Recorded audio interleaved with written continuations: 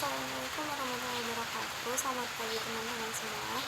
Perkenalkan, nama saya Mia Aldina. Saya bersekolah di SMK Negeri 1 Bekakang. Saya dari kelas 12 TKJC. Di sini saya akan menjelaskan tentang macam-macam bandwidth dan tentang apa itu bandwidth. Yang pertama itu tuliskan pengertian yang A bandwidth, baru pembagian bandwidth, dua macam bandwidth pada internet, dan yang terakhir satuan dalam bandwidth. Jawaban yang A, bandwidth adalah lebar pipa dalam jaringan atau nilai konsumsi pada transfer data yang digunakan antara perangkat klien dengan server dalam waktu tertentu, yang mana nilai tersebut dihitung dalam satuan bps atau bit per second. Yang B, pembagian bandwidth. Pembagian bandwidth merupakan cara pengaturan bandwidth agar terjadi pemerataan pemakaian bandwidth antar user dalam sebuah jaringan. Yang C itu ada dua macam bandwidth pada internet, yaitu ada bandwidth analog dan bandwidth digital.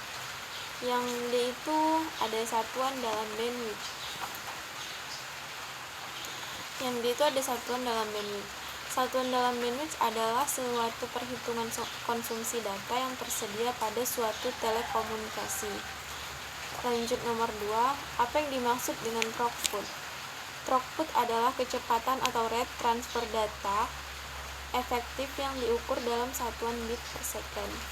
Nomor 3, bagaimana cara melakukan manajemen bandwidth? Manajemen bandwidth dapat dilakukan dengan menggunakan beberapa metode.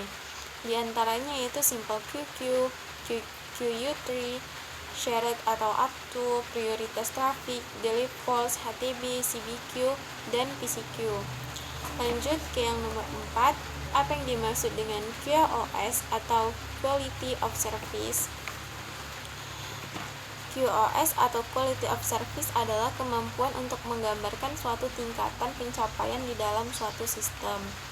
Yang nomor 5, faktor-faktor yang perlu diperhatikan dalam komunikasi data adalah faktor-faktor yang perlu diperhatikan dalam komunikasi itu adalah jumlah data yang ditransfer, jumlah dan lokasi terminal atau remote, tipe transaksi, kepadatan lalu lintas tiap tipe transaksi, prioritas atau urgensi informasi yang disalurkan, lalu pola lalu lintas, bit error rate yang dibutuhkan, dan yang terakhir itu ada keandalan sistem yang digunakan. Lanjut nomor 6, pertanyaannya yaitu apa yang dimaksud dengan uplink? Uplink adalah sinyal radio frekuensi atau RF yang dipancarkan dari stasiun bumi ke satelit. Nomor 7, apa saja yang dapat membatasi kerja link? Yang dapat membatasi kerja link yaitu alamat link yang dicantumkan tidak berfungsi atau terblokir. Lalu file atau objek yang dicantumkan tidak berfungsi. Lalu cara pembuatan link termasuk cara yang gagal atau salah. Selanjutnya ada link tidak termasuk dari jenis-jenis hyperlink. Lalu queuing pada router yang melebihi kapasitas bandwidth. Selanjutnya ada ISP atau Internet Service Provider yang memegang kendali atas manajemen QU dan kualitas layanan di akhir link. Dan yang terakhir itu adalah TCP Global Synchronization ketika jaringan mencapai hasil kapasitas pemborosan bandwidth. Lanjut pertanyaan nomor 8 yaitu jelaskan cara pembatasan bandwidth pada mikrotik. Jawabannya itu PCQ bisa membatasi bandwidth klien secara merata secara dinamik. Lalu PCQ membutuhkan memori yang cukup besar, dan yang terakhir itu ada pembatasan bandwidth dengan menggunakan metode QU3 tidak dilakukan secara langsung saat penambahan rel QU, namun dilakukan dengan melakukan marking paket atau data dengan menggunakan firewall manually.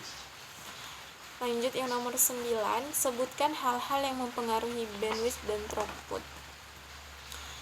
Berikut adalah faktor-faktor yang mempengaruhi bandwidth dan throughput. Yang pertama itu ada piranti jaringan, yang kedua ada tipe data yang ditransfer, lalu topologi jaringan, selanjutnya banyaknya pengguna jaringan, spesifikasi komputer klien atau user, spesifikasi komputer server, lalu yang terakhir induksi listrik dan cuaca. Lanjut nomor 10 pertanyaannya yang terakhir. Tuliskan manfaat komunikasi data. Yaitu dengan adanya komunikasi data atau yang pertama data sharing memudahkan suatu pekerjaan dan menghemat waktu. Lalu ada program sharing atau aplikasi tertentu dapat dijalankan dari komputer lain di jaringan. Yang ketiga ada device sharing atau device sharing yaitu user dapat membagi pirantinya dalam jaringan. Selanjutnya ada paperless, adanya penghematan karena berkurangnya penggunaan kertas. Dan yang terakhir itu memudahkan user untuk berkomunikasi secara langsung dengan user lain melalui berbagai media sosial. Mungkin cukup sekian dari saya. Terima kasih. Kurang lebih saya mohon maaf. Terima kasih. Assalamualaikum warahmatullahi wabarakatuh.